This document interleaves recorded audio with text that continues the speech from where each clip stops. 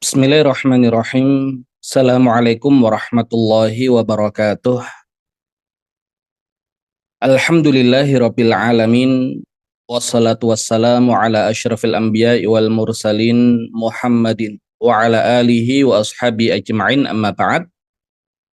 Para peserta kajian subuh online Masjid Al-Irsyad yang dirahmati Allah Subhanahu wa taala, puji syukur alhamdulillah Allah Subhanahu wa taala senantiasa memberikan kita kenikmatan yang sangat banyak, nikmat iman, nikmat Islam, nikmat kesehatan, juga nikmat kesempatan di pagi hari ini sama-sama kita duduk di majelis ilmu, sama-sama kita belajar dan membahas tentang tingkatan ilmu tertinggi, ilmu tentang Allah Subhanahu wa taala yang dengannya kita akan menguatkan fondasi agama kita, yang dengannya kita akan menguatkan fondasi keimanan kita, karena mereka yang tidak mengenal Allah Subhanahu wa taala dengan benar jelas akan masalah dengan agamanya, dan mereka yang tidak mengenal Allah dalam arti yang sebenarnya akan bermasalah dengan keimanannya.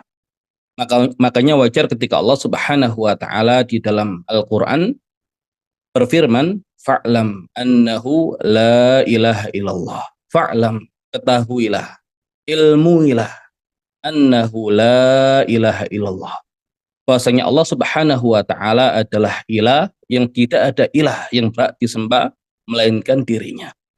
Ya, maka bersyukur ketika Allah Subhanahu wa taala menggerakkan kita untuk mengkaji dan mendalami ilmu yang terkait dengan Allah.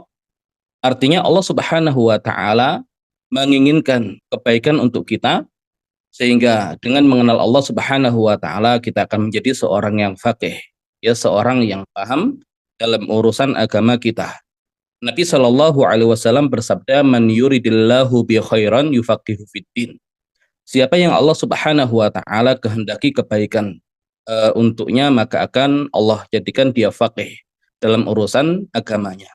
Maka semoga Allah Subhanahu wa taala jadikan kita termasuk orang-orang yang difaqihkan dalam urusan agama kita, dan semoga Allah Subhanahu wa taala sebagaimana mengumpulkan kita di majelis yang mulia ini, Allah kumpulkan kita bersama keluarga kita di surganya Allah Subhanahu wa taala.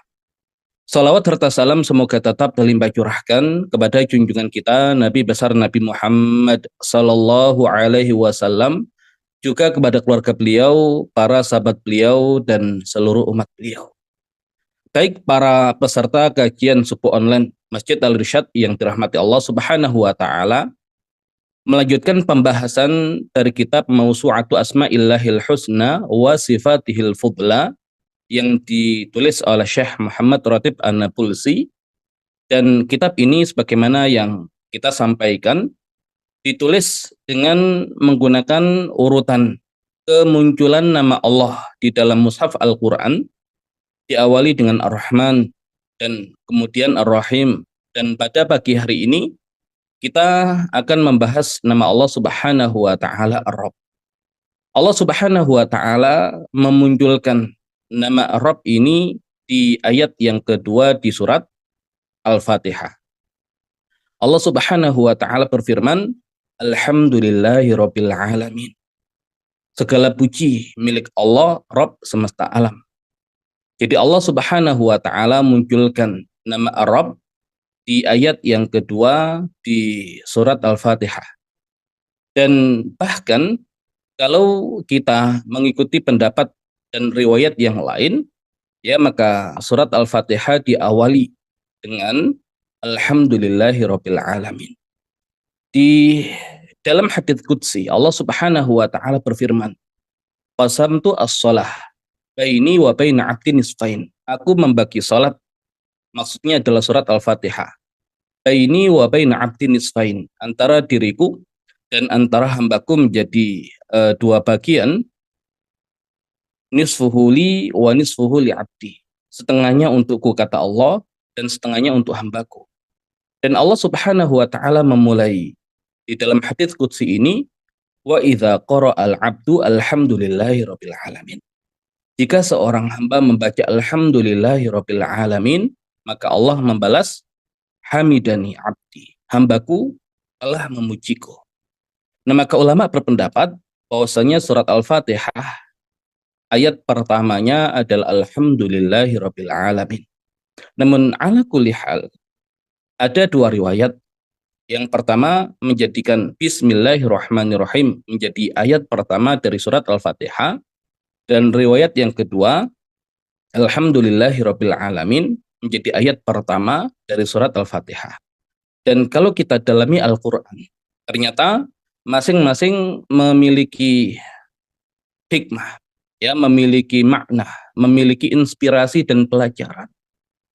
Karena Al-Qur'an memiliki munasabat, ya, memiliki korelasi baik antar ayat dengan ayat yang sebelumnya dan setelahnya, surat dengan surat yang sebelumnya dan setelahnya, bahkan awal surat dan akhir surat, awal mushaf dan akhir mushaf.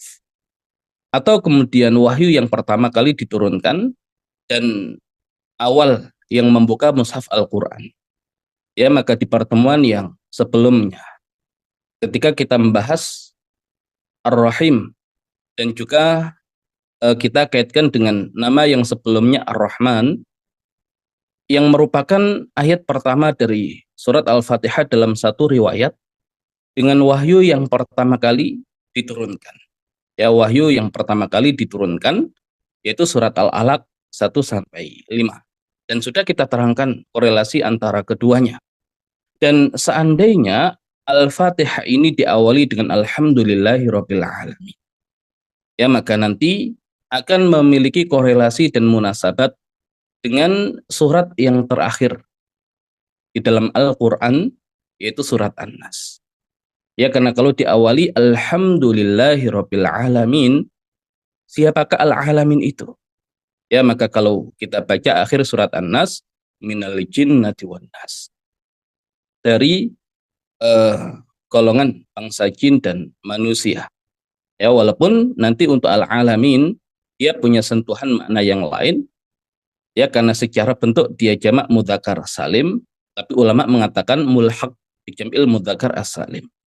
Dan kenapa kemudian tidak menggunakan bentuk jamak yang lain, yaitu al-awalim? Kenapa al-alamin? Ya, namun itu kajian tadabbur Al-Quran. Ya, kita tidak masuk di pembahasan itu, namun yang kita ambil sebagai satu pelajaran, ya, untuk materi kita di pagi hari ini, Alhamdulillahirabbil alamin, yang di dalamnya Allah Subhanahu wa taala memunculkan nama Rabb. Kenapa Rabb yang Allah Subhanahu wa taala munculkan di bacaan yang merupakan pujian untuk Allah, alhamdulillah. Kenapa setelahnya Rabb? Ya, tidak nama-nama yang lain. Nah, maka seolah Allah Subhanahu wa taala ingin menyampaikan kepada kita bahwasanya Allah Subhanahu wa taala ingin mengikat hubungan dengan hamba-hambanya dengan ikatan alhamdulillahirabbil alamin. Ya, jadi Allah Subhanahu wa taala seolah menyampaikan kepada kita bahwasanya Allah Subhanahu wa taala mengikat hubungan dengan hamba-hambanya dengan ikatan alhamdulillahirabbil alamin. Dan kita tahu alhamdulillahirabbil alamin, kalimat yang mengandung pujian, seolah-olah yang Allah Subhanahu wa taala berikan kepada kita adalah kenikmatan, adalah kebaikan. Ya, sehingga kita selalu mengucapkan alhamdulillahirabbil alamin. Dan disinilah kemudian kita bisa memahami nama Rabb, ya, dengan lebih mendalam. Ya, karena kemunculan nama Rabb ternyata di nuansa yang nuansanya adalah kesyukuran, kenikmatan. Ya, maka tidak ada alasan, ya, seorang hamba yang beriman merasa berat hidupnya di dunia ini. Ya, merasa sulit hidupnya di dunia ini. Kenapa? Karena Allah Subhanahu wa taala Rabb kita telah menyampaikan kepada kita bahwasanya dirinya mengikat hubungan dengan hamba-hambanya dengan ikatan alhamdulillahirabbil alamin. Ya, maka kalau kita melihat, ya, diri kita sebagai manusia, wa fi anfusikum afala tubsirun, dan terhadap dirimu, kenapa kamu tidak melihat? Ya, maka manusia terdiri dari 3 unsur. Ada unsur nafas, jiwa, ada unsur akal, dan ada unsur jasad fisik, di mana masing-masing unsur ini memiliki kebutuhan untuk dicukupi dan dipenuhi nutrisinya, sehingga ulama mengatakan ghidzaul jasadi at-ta'am wasyarab. Nutrisi untuk fisik adalah makanan dan minuman, wa ghidha'u al-aqli al-ilm, dan nutrisi untuk akal adalah ilmu, wa ghidha'u an-nafsi al-iman, dan nutrisi untuk jiwa adalah iman. Nah, sehingga jiwa nutrisinya adalah iman, dan fondasi iman ya adalah iman kepada Allah, dan tidak mungkin iman kepada Allah secara sempurna kalau tidak mengenal Allah Subhanahu wa taala. Makanya dikatakan di dalam jiwa manusia, di dalam diri manusia ada satu rongga, yang rongga itu tidak bisa ditutup dengan kekayaan, tidak bisa ditutup ya dengan jabatan, tidak bisa ditutup ya dengan ketenaran. Ya, tapi yang bisa menutup rongga itu adalah iman. Ya, karena inilah sumber kebahagiaan. Karena mereka yang beriman tidak ada istilah tidak bahagia di dalam hidupnya. Orang-orang yang beriman insya Allah adalah orang-orang yang paling bahagia hidupnya di muka bumi ini. Karena dia mengenal Rabb-nya, dan dia hidup dengan ikatan iman yang selalu tersambung ya dengan Allah Subhanahu wa taala sebagai Rabb dan penciptanya. Nah, sehingga di pembahasan tentang nama Allah Subhanahu wa taala Ar-Rabb, Syekh Muhammad Ratib An-Nabulsi menjelaskan di awal pembahasan tentang Ar-Rabb, beliau mengatakan wala'alla hadzal ism huwa aqrabul asma al-husna ilal insan. Dan bisa jadi nama ini adalah nama-nama Allah, ya adalah nama dari nama-nama Allah Subhanahu wa taala yang indah, yang paling dekat dengan manusia.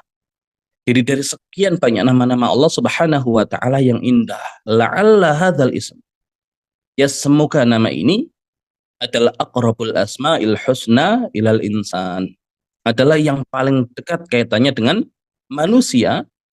Kenapa demikian?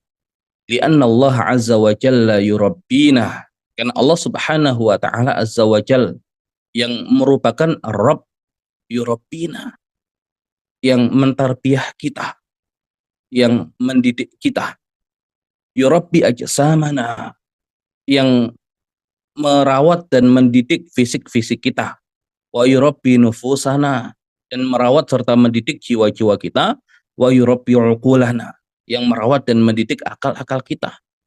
Lewat jalan apa? Antariki ayatihil kauniyah, melalui ayat-ayat kauniyah, wa antariki ayatihi at-takwiniyah, juga melalui ayat-ayat takwiniyah, wa antariki ayatihi al-Qur'aniyah, ya juga melalui ayat-ayat Qur'aniyah. Dan pembahasan tentang al-ayat al-kauniyah, al-ayat at-takwiniyah, al-ayat al-Qur'aniyah sudah kita bahas di pertemuan-pertemuan yang sebelumnya. Ya, jadi nama Ar-Rabb adalah nama yang sangat dekat ya dengan hamba-hambanya, dan bahkan tadi kedekatan itu ternyata diungkapkan ya rahasianya dengan meletakkan nama Ar-Rabb setelah Alhamdulillah, dan itu merupakan awal dari surat Al-Fatihah. Sehingga orang yang beriman ya akan tenang di dalam hidupnya, akan nyaman di dalam hidupnya. Kenapa? Ya karena Rabb-nya mengikat hubungan dengan dirinya dengan ikatan Alhamdulillahirabbil alamin. Ya dengan ikatan kesyukuran, dengan ikatan ya ikatan kenikmatan.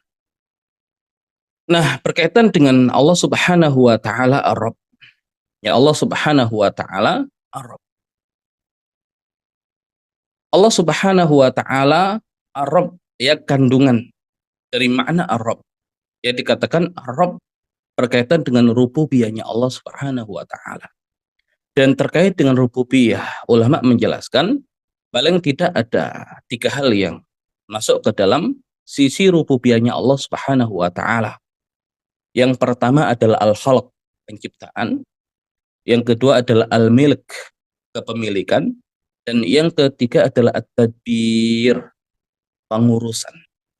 Ya, maka orang yang beriman ketika meyakini Allah Subhanahu wa taala sebagai Rabb-nya, maka dia meyakini Allah Subhanahu wa taala yang menciptakan dirinya.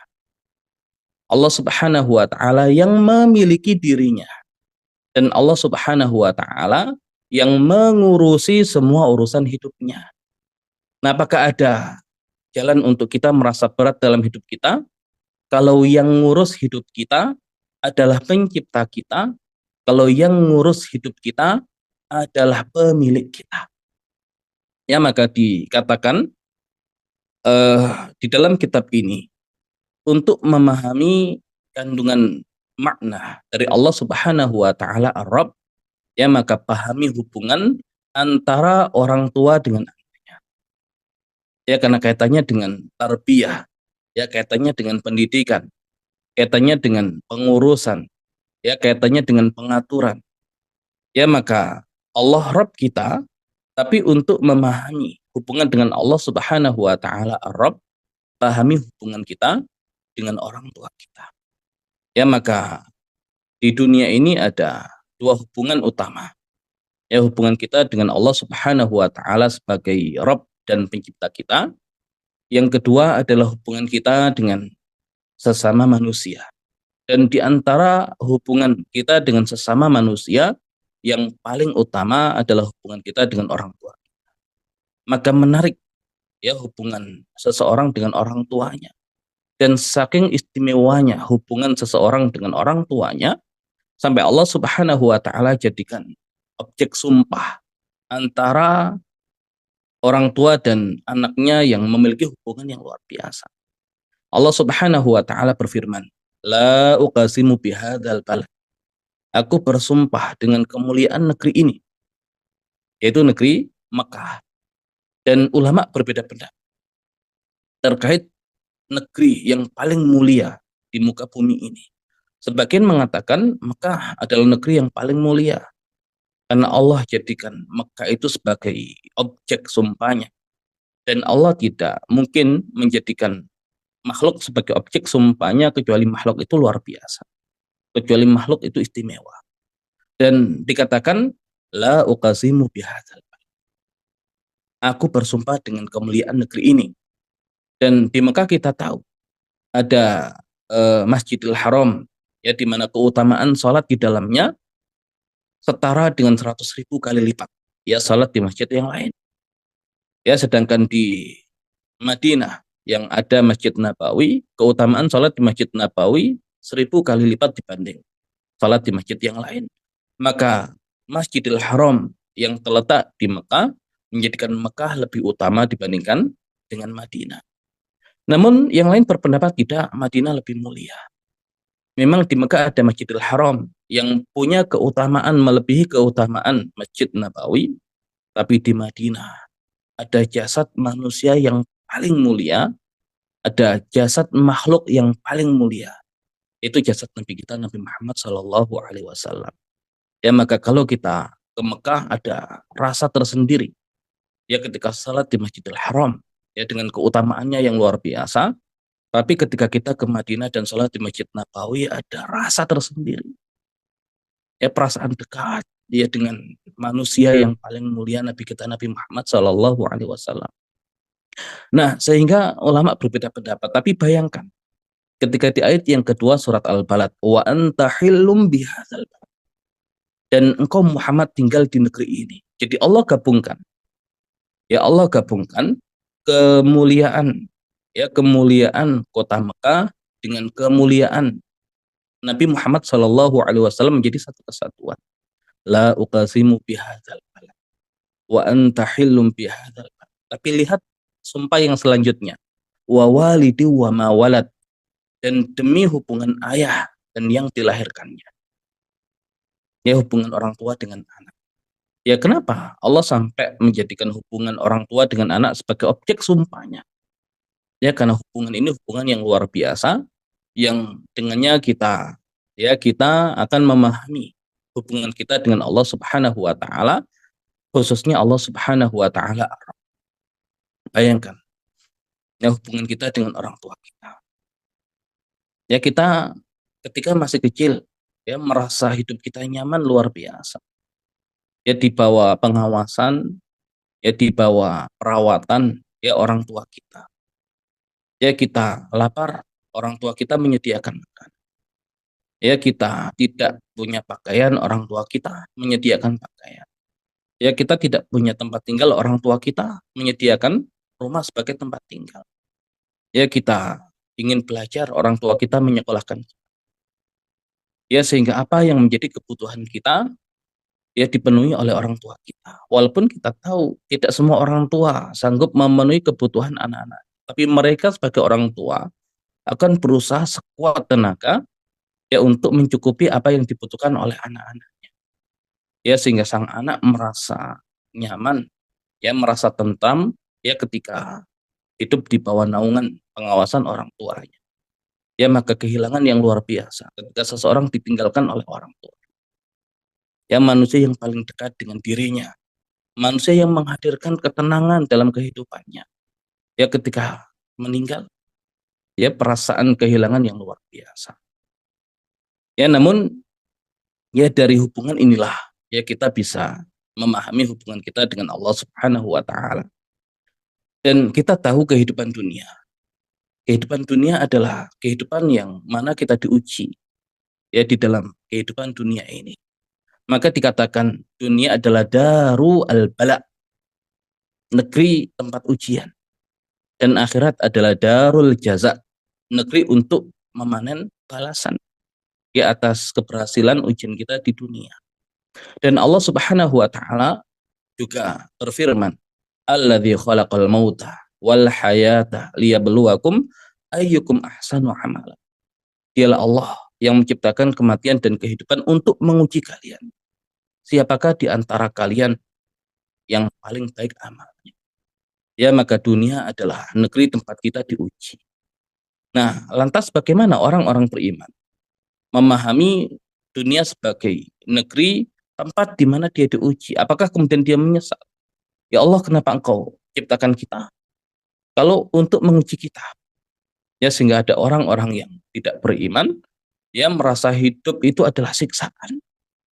Ya dan merasa menyesal kenapa dia dilahirkan di dunia ini. Tapi orang beriman, ya tidak mungkin demikian. Makanya tadi ada satu rongga di dalam diri manusia yang tidak bisa ditutup dengan apapun. Ya dengan kekayaan, orang kaya banyak yang bunuh diri. Ya kemudian jabatan, banyak orang yang jabatannya tinggi bunuh diri. Ketenaran, ada orang yang tenar bunuh diri, tapi tidak ada orang beriman yang kemudian memilih bunuh diri. Artinya hidup dia lebih membahagiakan dibandingkan ya dia mati, ya dia meninggalkan dunia ini. Nah, sehingga orang yang memahami Allah Subhanahu wa taala, Allah yang menciptakan dirinya, Allah Subhanahu wa taala yang memiliki dirinya, Allah Subhanahu wa taala yang mengatur semua urusan hidupnya. Ya kenapa tidak bisa tenang ya dalam kehidupan kita? Baik, ya saya buat analogi. Ya dan ini yang disebutkan oleh Syekh Muhammad Ratib An-Nabulsi dalam kitab beliau, satu perusahaan, ya satu perusahaan di mana ada seseorang yang menjalani ujian di perusahaan tersebut untuk dilihat ya untuk dilihat kinerjanya, apakah dia layak untuk dipertahankan bekerja di perusahaan itu atau dia tidak layak untuk dipertahankan bekerja di perusahaan itu. Ya maka ketika dia bekerja, dia diawasi, dinilai kinerjanya. Dan kemudian ketika selesai ya waktu ujian untuk dirinya, ya maka dilihat apakah dia bisa lanjut ya karena kelayakan dia bekerja atau dia tidak bisa lanjut karena dia tidak layak untuk bekerja di situ. Nah, sehingga dia jalani ya masa eh, pengujian dia di tempat itu ya dengan ya usaha yang luar biasa, ya dengan tekanan yang luar biasa. Ya karena ujian tersebut menentukan dia lanjut atau tidak ya di perusahaan itu. Ya dan fungsi ujian yang diberikan adalah murni untuk melihat orang ini layak atau tidak dipertahankan. Tapi bayangkan seandainya yang bekerja itu adalah anak dari pemilik perusahaan. di mana orang tua dari anak ini yang merupakan pemilik perusahaan ingin menguji anak, ingin mendidik anaknya agar ketika nanti anaknya dewasa, ya dan orang tuanya sudah tidak bisa lagi memegang perusahaan itu, anak itu siap mengemban amanah melanjutkan tugas orang tuanya. Pertanyaannya, apakah setiap pengawasan terhadap kinerja anak itu, kemudian catatan-catatan yang diberikan ya terkait dengan kinerja anak itu menjadi tekanan dalam hidupnya? Justru tidak. Ya, dia menikmati itu semua karena dia tahu ini adalah proses pendidikan dan penempaan agar dia lebih kuat oleh orang tuanya. Ya, dan itu orang tua yang merupakan pemilik perusahaan dengan anak. Bagaimana kita dengan Allah Subhanahu wa taala yang merupakan Rabb kita, pencipta kita, pemilik kita, dan Rabb dari alam semesta. Kenapa hidup kita sempit? Ya padahal yang mengatur kehidupan kita adalah Allah Subhanahu wa taala. Yang bahkan Allah Subhanahu wa taala Rabb lebih dekat hubungannya dengan kita dibandingkan kita dengan orang tua kita. Karena orang tua kita bukan pencipta kita tapi Allah pencipta kita. Orang tua kita bukan pemilik kita, tapi Allah Subhanahu wa taala pemilik kita. Orang tua kita dengan semua keterbatasannya mencoba mengatur kehidupan kita untuk kebaikan kita, tapi Allah Subhanahu wa taala yang Maha Kuasa yang mengatur hidup kita untuk kebaikan kita. Ya, maka tidak ada waktu bagi orang beriman untuk merasa berat, untuk merasa sulit dalam hidupnya. Ya, sehingga iman adalah satu kenikmatan yang luar biasa. Ya, sumber kebahagiaan yang tidak bisa diganti ya dengan yang lainnya. Ya, makanya orang-orang yang beriman merasakan nikmat surga di dunia sebelum merasakan nikmat surga dalam arti yang sesungguhnya di kehidupan akhirat. Ya, sehingga ada ungkapan inna fid dunya jannah, sesungguhnya di dunia ini ada surga. Malam yadkhulha lam yadkhul jannatal akhir. Siapa yang tidak memasuki surga itu di dunia, dia tidak akan pernah memasuki surga yang ada di akhirat. Nah, maka kalau ingin memasuki surga di dunia, rasakan ya kehidupan yang penuh dengan kebahagiaan ketika kita berserah kepada Allah Subhanahu wa taala sebagai Rabb kita. Dan bahkan di balik setiap ujian yang Allah Subhanahu wa taala berikan, ya tidak untuk menyakiti kita, tidak untuk menyiksa kita, ya tapi seperti orang tua tadi yang menempa anaknya agar anaknya menjadi orang yang berkualitas, yang dia bisa menjalani kehidupannya dengan bahagia. Bayangkan kalau ya seseorang itu merasa bahagia kalau hidupnya tanpa masalah, ya hidupnya tanpa ujian, ya hidupnya tanpa musibah.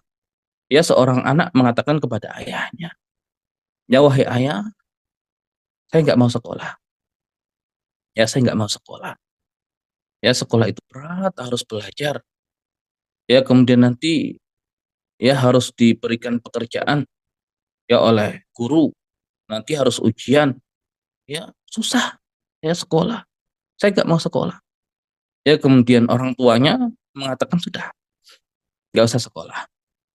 Ya sehingga anak ini ya di masa kecilnya hidupnya santai. Ya tanpa beban. Ya tidak ada tekanan. Ya tapi justru lihat ya kehidupan dia ketika dewasa. Ya dia tidak punya kemampuan, tidak punya keterampilan, tidak punya ilmu pengetahuan. Ya sehingga tidak bisa bekerja, ya bahkan kalau tidak bisa bekerja sulit untuk ya menikah, ya makruh atau bahkan haram dia menikah dan susah dalam hidupnya. Nah maka di situ kemudian dia akan mengatakan kepada ayahnya, wahai ayah, kenapa ketika aku minta tidak sekolah engkau izinkan? Kenapa tidak engkau paksa ya aku untuk sekolah? Ya bahkan kalau perlu, kenapa tidak engkau pukul aku biar aku sadar ya, tentang pentingnya sekolah. Nah tapi penyesalan tinggal penyesalan. Nah, itu kalau seseorang memahami tadi hakikat hidup. Ya sehingga ketika Allah Subhanahu wa taala memberikan ujian, ya musibah dalam kehidupan seorang yang beriman. Dan bahkan orang beriman itu ujiannya berat. Asyadun nasi balaan al-anbiya tsummal amsal fal amsal. Yang paling berat ujiannya adalah para nabi. Ya kemudian yang semisal, kemudian yang semisal. Ya tapi nggak ada masalah. Ya karena kita tahu Allah itu Rabb kita. Allah yang menciptakan kita, Allah yang memiliki kita, Allah yang mengatur kehidupan kita, dan pasti kalau Allah yang mengatur adalah untuk kebaikan kita, adalah untuk kebaikan kita. Ya orang tua ketika melihat anaknya, ya kok anaknya ini ya kurang gizi misalkan, ya maka orang tuanya tadi dia akan memberikan makanan-makanan bergizi untuk anaknya. Tapi ketika orang tua itu melihat kok anaknya ini ya dia over ya untuk berat badannya, sehingga merasa ini kalau diberikan makanan yang berlebihan tidak baik untuk dia. Ditahan oleh orang tuanya untuk diberikan makanan-makanan yang kadang ketika anaknya minta tidak dikasih untuk kebaikan dia. Bukan orang tuanya tidak sayang. Orang tuanya sayang justru untuk kebaikan dirinya. Sama. Ya orang yang beriman. Ketika kadang rezekinya dilapangkan oleh Allah, kita tahu itu kebaikan untuk kita. Dan bahkan ketika rezekinya itu disempitkan, ya oleh Allah kita tahu insya Allah ini kebaikan untuk kita. Karena Allah yang mengatur kehidupan kita, tahu yang terbaik ya untuk kita. Nah, sehingga orang beriman itu hidupnya nyaman, ya hidupnya tentram. Ya, orang lain boleh melihat dia kasihan ya dalam hidupnya, tapi kebahagiaan itu datangnya dari ya dalam diri seseorang. Dan itu adalah iman, dan itu adalah hubungan dia dengan Rabb-nya, ya dengan penciptanya. Nah, sehingga kalau kita baca misalkan di surat Al-Baqarah ayat yang ke-155 sampai 157.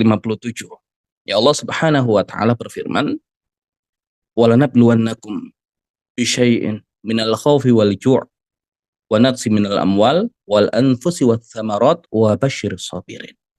Dan sungguh kami akan menguji kalian bisyai'in minal khauf, ya dengan sedikit dari rasa takut, wal ju' dan rasa lapar, wa naqsi minal amwal dan kekurangan dari harta, wal anfus dan jiwa, wathamarat dan buah-buahan, wabasyiris sabirin. Dan berilah kabar gembira bagi orang-orang yang sabar. Ya temanya ujian. Ya tapi ditutup dengan wabasyiris sabirin. Berilah kabar gembira bagi orang-orang yang sabar. Siapa sih orang yang sabar? Ya dan definisi yang paling menarik terkait dengan sabar adalah bersikap sesuai dengan keadaan. Ya sabar itu adalah bersikap yang benar sesuai dengan keadaan. Ya makanya ada sabar dalam menghadapi musibah, ada sabar untuk tidak mengerjakan kemaksiatan, ada sabar di dalam menjalani ketaatan. Ya karena sabar itu bersikap yang benar sesuai dengan keadaan. Nah, siapa orang yang sabar itu? Alladzina idza asabatuhum musibah. Itu orang-orang yang ketika dia ditimpa musibah, qalu, mereka mengatakan inna lillahi wa inna ilaihi raji'un. Sesungguhnya kita ini milik Allah. Dan kalau kita milik Allah, Allah sebagai pemilik kita nggak mungkin ingin menyakiti kita, nggak mungkin dia ingin keburukan untuk kita. Ya insya Allah di balik setiap ujian itu adalah kebaikan untuk kita, dan bahkan wa inna ilaihi raji'un, dan sesungguhnya kita nanti akan kembali ya kepadanya. Ya jadi inna lillahi wa inna ilaihi raji'un. Ya kalimat yang luar biasa yang menjadikan hidup orang beriman ya merasa tenang, ya merasa tentram. Nah, kemudian balasan untuk mereka, ulaika alaihim shalawatu mir rabbihim wa rahmah. Mereka itu adalah orang-orang yang mendapatkan salawat. Ya ulama mengatakan ampunan min rabbihim, dari Rabbnya, wa rahmah dan kasih sayang. Wa ulaika humul muhtadun, dan mereka itu adalah orang-orang yang mendapatkan petunjuk. Dan terkait dengan musibah dan ujian, ya maka orang-orang beriman, ya ada kalanya dia taat kepada Allah, ada kalanya dia bermaksiat kepada Allah. Makanya dikatakan ujian orang beriman itu ya adalah ujian yang bersifat rafa' dan bersifat dafa'. Rafa' mengangkat derajat, dafa' memalingkan dan mengalihkan dari keburukan menjadi kebaikan. Ya makanya di surat As-Sajdah ayat yang ke-21 Allah Subhanahu wa taala berfirman, "Walanudhiqannahum minal 'adzabil adna dunal 'adzabil akbari la'allahum yarji'un." Dan akan kami jadikan dia merasakan minal 'adzabil adna, dari hukuman yang dekat, ya yang kecil, dunal 'adzabil akbar, sebelum ujian atau azab yang besar, Kenapa? La'allahum yarji'un, agar mereka kembali. Ya, maka kalau Allah Subhanahu wa taala menguji kita, ya kita lihat, ya kita taat kepada Allah atau tidak. Ya kalau kita taat kepada Allah, ya maka ujian itu adalah untuk menaikkan level kita. Sama seperti tadi orang tua menggembleng anaknya dengan berbagai macam kesulitan untuk menaikkan level dan kemampuan anaknya. Ya dan kalau misalkan ya tadi seorang anak bersalah dihukum untuk meluruskan agar dia kembali ke jalan yang benar. Ya maka bahkan di balik ujian itu ada kenikmatan yang luar biasa. Nah, sehingga Allah Subhanahu wa taala membangun ya hubungan dengan hamba-hambanya dengan ikatan alhamdulillahirabbil alamin. Ya tidak ada waktu untuk kita tidak mengucapkan alhamdulillah. Ya tidak ada waktu untuk kita tidak bersyukur kepada Allah atas kenikmatan yang Allah berikan. Ya makanya Nabi kita Nabi Muhammad Shallallahu alaihi wasallam seorang yang paling mengenal Allah. Ya makhluk atau manusia yang paling mengenal Allah. Bagaimana beliau membangun hubungan dengan Allah? Ya dikatakan dalam ya satu riwayat. Ketika Nabi melihat sesuatu yang menyenangkan beliau, ya beliau mengucapkan alhamdulillahilladzi bi ni'mati tatimmu shalihat. Dan ketika beliau melihat sesuatu yang tidak menyenangkan, ya maka beliau mengatakan alhamdulillahi ala kulli hal. Jadi orang beriman itu hidupnya isinya adalah alhamdulillah. Baik itu alhamdulillahilladzi bi ni'mati tatimmu shalihat atau alhamdulillah ala kulli hal. Ya dua-duanya kebaikan. Ya dua-duanya kenikmatan. Ya dua-duanya kenikmatan. Nah, sehingga kalau ya kita memahami hadis ajaban li amril mu'min, sungguh menakjubkan urusan orang beriman. Inna amrahu kullahu khair. Sesungguhnya perkaranya semuanya baik. Idza asabatu sarra syakar fakana khairan lah. Jika dia ditimpa kemudahan, ya kesenangan, dia bersyukur dan itu baik untuk dia. Wa idza asabatu dharra sabara. Dan ketika dia ditimpa kesulitan, ya ujian, dia sabar. Fakana khairan lah, dan itu baik untuk dia. Walaysa dzalika illa lil mu'min. Dan yang demikian tidak ada kecuali dalam kehidupan orang beriman. Ya namun kalau ya kita dalami lagi antara syukur dan sabar, ya maka hasilnya adalah syukur.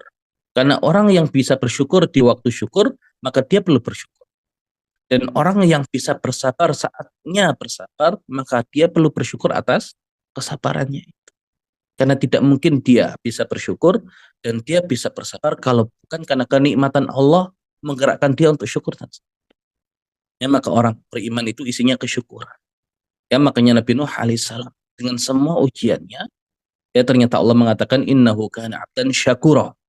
Sesungguhnya dia adalah hamba yang banyak bersyukur. Nabi Ibrahim alaihissalam dengan semua ujiannya, ya Allah menegaskan syakiran li an'ami, seorang yang bersyukur terhadap nikmat-nikmatnya. Dan Nabi kita Nabi Muhammad sallallahu alaihi wasallam, ya beliau mengatakan afala akunu 'abdan syakura. Apakah aku tidak boleh menjadi hamba yang banyak bersyukur? Ini hidupnya orang beriman. Ya bahagianya luar biasa.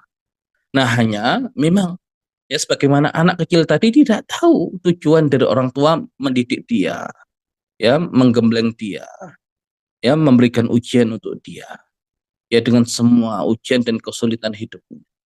Ya pengennya yang enak-enak saja, tapi justru menyesal. Tapi ketika anak itu dididik oleh orang tua tadi, sebagaimana pendidikan yang sebenarnya, ketika dewasa dia bersyukur atas pendidikan orang tuanya. Ya sama nanti ketika orang-orang beriman itu masuk ke dalam surga. Di surat Yunus ayat yang ke-10, 9 dan 10. Allah Subhanahu wa taala berfirman, "Innalladzina amanu wa 'amilus sholihat." Sesungguhnya orang-orang beriman dan beramal soleh, yahdihim rabbuhum biimanihim. Rabb mereka akan memberikan petunjuk kepada mereka disebabkan iman mereka. Nah, lagi-lagi iman. Tajri min tahtihimul anhar fi jannatin na'im. Mengalir ya di bawahnya sungai-sungai di jannatin na'im, di surga yang penuh dengan kenikmatan. Da'wahum fiha, doa mereka di dalamnya. Subhanakallahumma wa tahiyyatum fiha salam. Maha suci Engkau ya Allah. Wa tahiyyatum fiha salam. Dan tahiyat mereka ya adalah ucapan salam kesejahteraan. Wa akhiru da'wahum alhamdulillahi rabbil alamin. Dan akhir doa mereka adalah ucapan alhamdulillahi rabbil alamin. Ya jadi di dunia tadi Allah menegaskan ya hubungan Allah Ar-Rabb dengan hambanya adalah alhamdulillahirabbil alamin. Dan nanti ketika Allah singkap ya semua rahasia di balik takdir Allah, ya di akhirat, ya bagi orang-orang beriman, yang ada adalah akhir ucapan mereka alhamdulillahirabbil alamin. Ya seolah kemudian mereka mengatakan, ya Allah alhamdulillah dulu engkau takdirkan begini, ya sehingga saya jadi begini.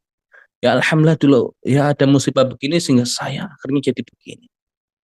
Ya mungkin di dunia kita tidak tahu hikmah di balik musibah yang Allah berikan, ujian yang Allah berikan.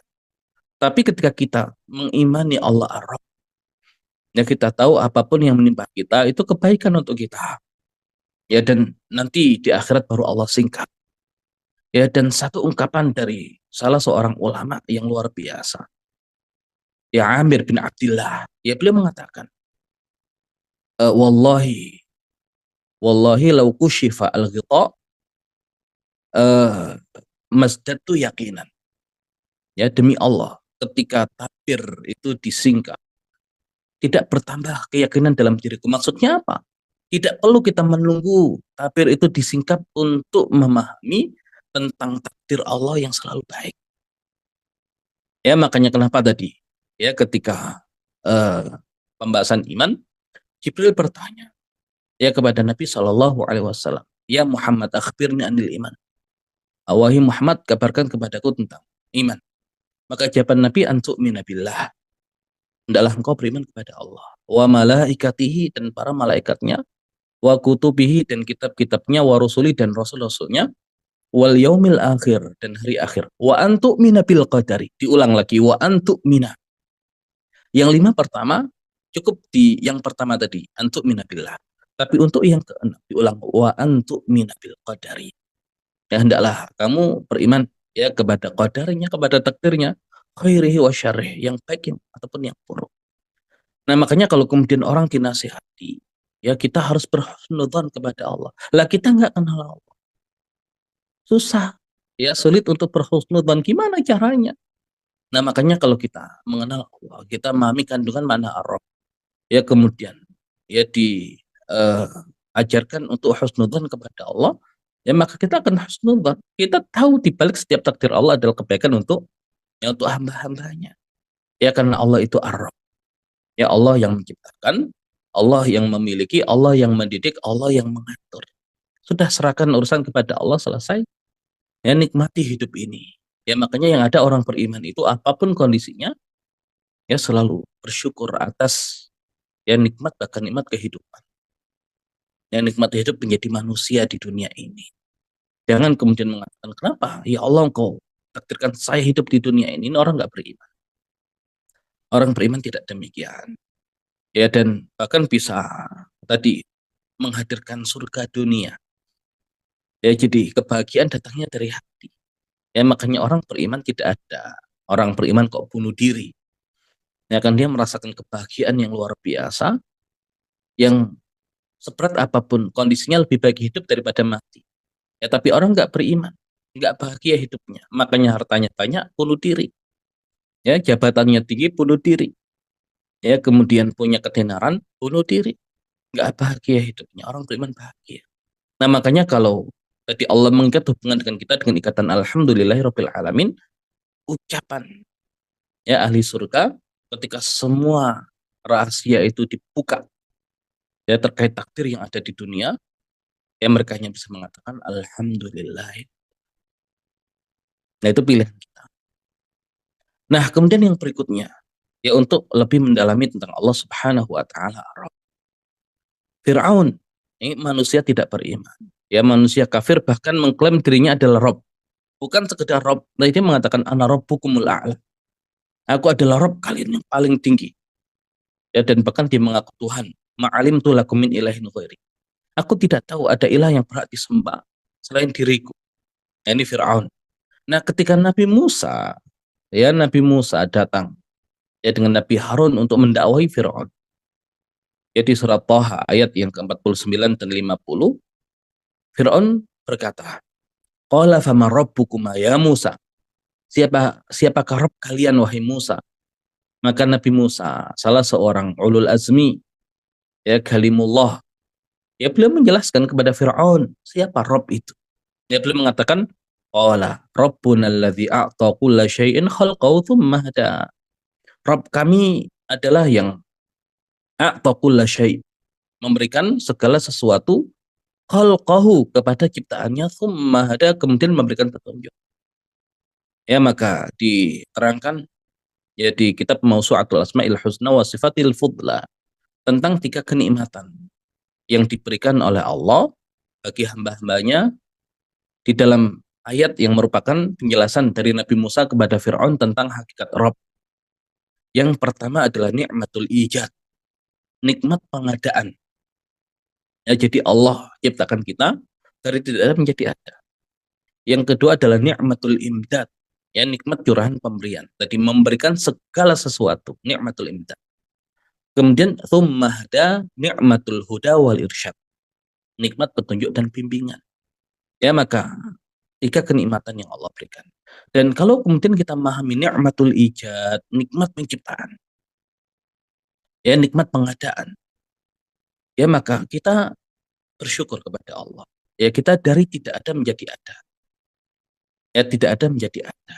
Dan hari ini ya seseorang kemudian mencoba berpikir ilmiah.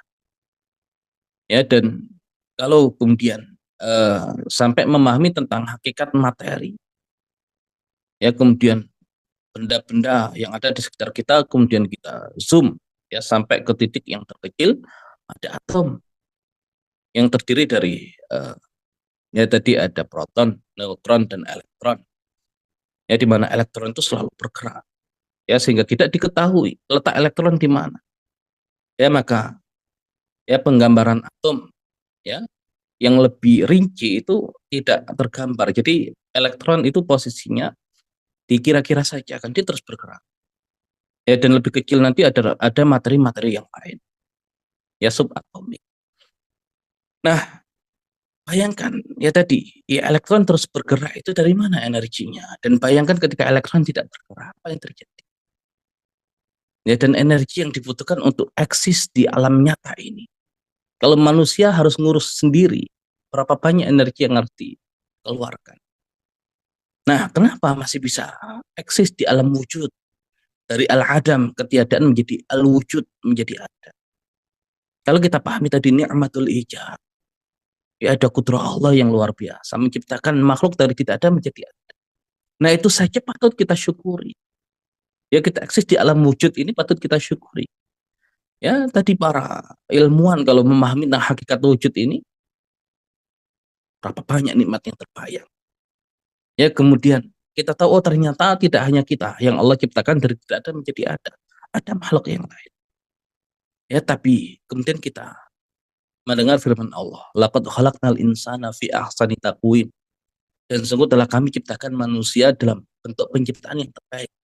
Ya, ketika kita melihat oh ternyata dari sekian banyak makhluk Allah yang Allah ciptakan dari ada menjadi wujud, dari tiada menjadi ada, kita yang paling baik ciptaannya, tambah kesyukuran. Dan kemudian ketika melihat ya manusia ini makhluk yang luar biasa. Makanya wa fi anfusikum afala tubsirun. Ya sekarang kemudian ketika seseorang itu meneliti tentang fisik manusia, ketakjuban yang luar biasa. Ini makhluk yang nah, kemudian ya ketika ya memahami tadi ya tentang makhluk-makhluk yang lain selain kita, ternyata Allah ciptakan tidak untuk menjadi pesaing kita, tapi Allah ciptakan untuk memenuhi hajat kebutuhan kita. Ya, jadi nikmatul ijad kita diciptakan dari tidak ada menjadi ada. Kemudian dari yang ada itu kita yang paling luar biasa penciptaannya dan ternyata makhluk-makhluk yang lain Allah ciptakan untuk memenuhi kebutuhan kita. Ya makanya Syekh Hasan Waladido mengatakan, ya makhluk-makhluk yang Allah ciptakan itu ya semuanya untuk manusia. Ya walaupun dengan beberapa fungsi. Ada lil intifa' untuk diambil manfaat. Ada lil i'tibar untuk diambil pelajaran, bahkan ada lil ikhtibar untuk ujian, menguji manusia. Ya semua Allah ciptakan untuk kita. Nah, kemudian nikmatul imdad. Ya, curahan tadi, pemberian. Ya, ini kalau kita lihat ya kebutuhan kita. Ya, kebutuhan kita. Kita menghirup udara begitu saja, ya oksigen. Gratis, mudah.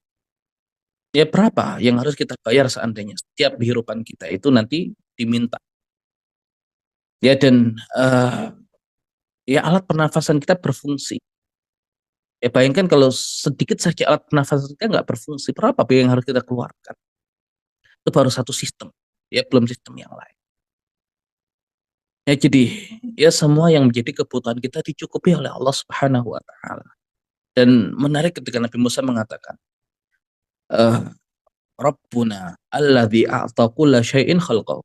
Yang menciptakan segala sesuatu untuk ya yang memberikan segala sesuatu untuk makhluknya. Ya, tadi kan ada nikmatul imdad, nikmatul ijad. Nah, tapi nikmatul ijad dulu baru nikmatul imdad. Tapi ayatnya ternyata imdad dulu baru baru ijad. Maksudnya apa? Ya bahkan sebelum makhluk-makhluk itu diciptakan, sudah Allah tentukan kadar rezekinya. Ya atau kulla syai' kulla syai' itu segala sesuatu menjadi kebutuhan makhluknya. Khalqahu ya pada makhluknya. Berarti setiap makhluk sebelum diciptakan ya sudah Allah berikan apa yang menjadi kebutuhannya di dunia ini. Nah makanya orang beriman merasa nggak cukup ya dalam hidupnya. Cukup Allah yang mencukupkan. Bahkan sebelum kita diciptakan, Allah sudah memberikan semua yang menjadi ya hajat kebutuhan kita. Nah makanya orang beriman terkait dengan masalah rezeki udah Allah yang jamin, Allah yang atur. Ya kita dengan orang tua kita saja kadang ya sudah merasa nyaman hidup kita, padahal orang tua kita bukan ya pemilik alam semesta, ya punya kekayaan yang terbatas, punya kemampuan yang terbatas. Ya tapi Allah pemilik alam semesta. Ya dengan kekayaan yang luar biasa, ya dengan kepemilikan yang tanpa batas. Ya kenapa kita tidak bisa hidup tenang dalam kehidupan kita? Ya makanya orang yang beriman itu ya akan melihat hubungan iman lebih kuat dibandingkan dengan hubungan nasab.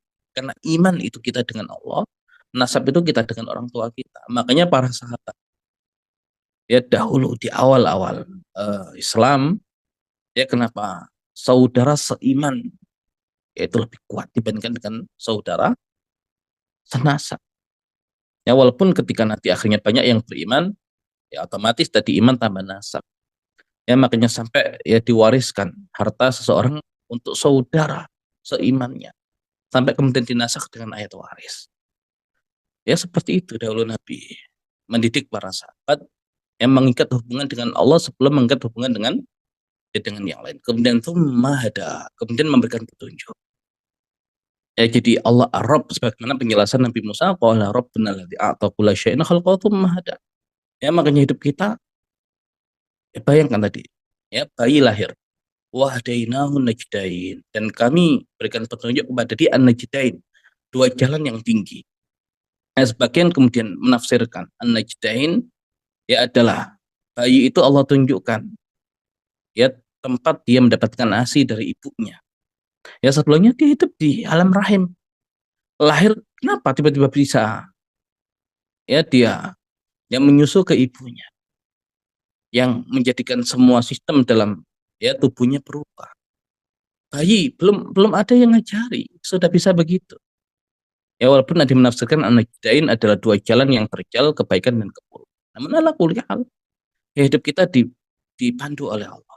Dan kemudian ketika Allah berikan petunjuk dari kita sehingga kita bisa hidup di dunia, juga ada hidayah yang lain, hidayah al-Islam, hidayah al-iman. Ya berapa banyak orang di muka bumi ini yang tidak Allah berikan keimanan.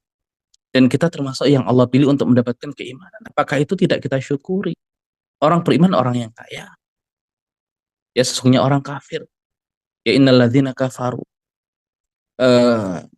Ya kemudian thumma matu, kemudian dia meninggal. Fala yuqbala min ahadihim, tidak akan diterima dari mereka mil'ul ardi dhahaban walau iftada.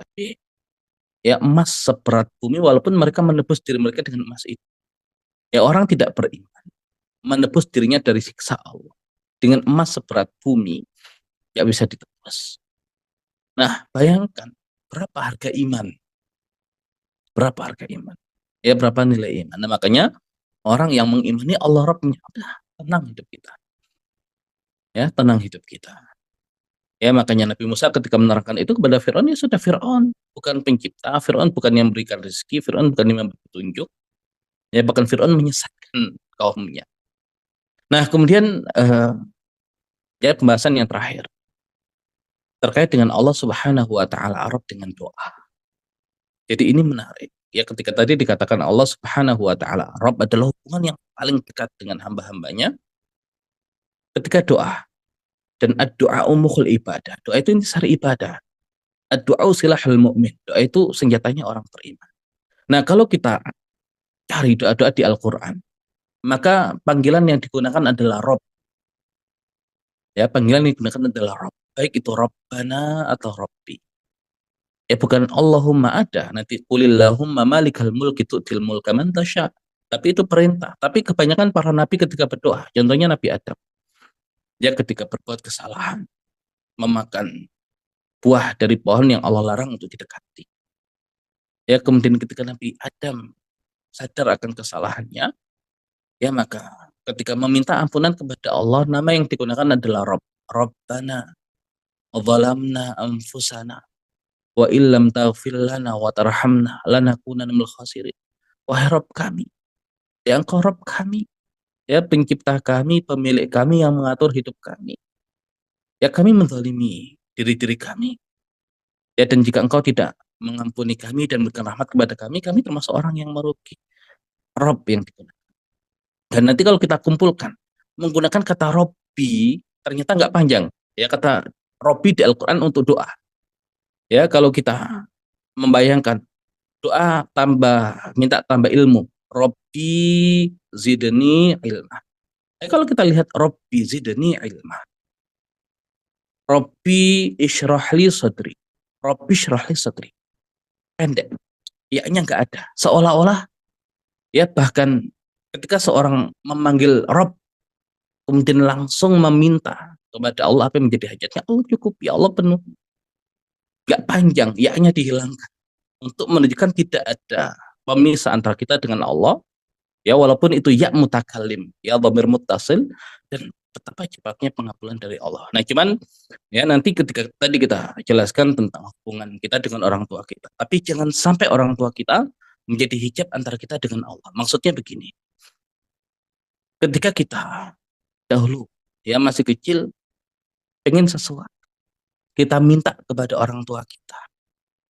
Ya ketika kita minta kepada orang tua kita, ya kemudian orang tua kita tidak ngasih, ya tidak ngasih.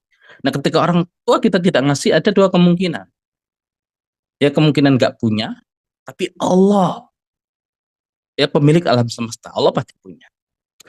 Atau orang tua kita itu nggak ngasih untuk kebaikan kita. Nah berarti ketika kita berdoa kepada Allah, kita juga harus dengan keyakinan seperti itu. Allah nggak ngasih, karena Allah melihat itu bukan kebaikan untuk kita.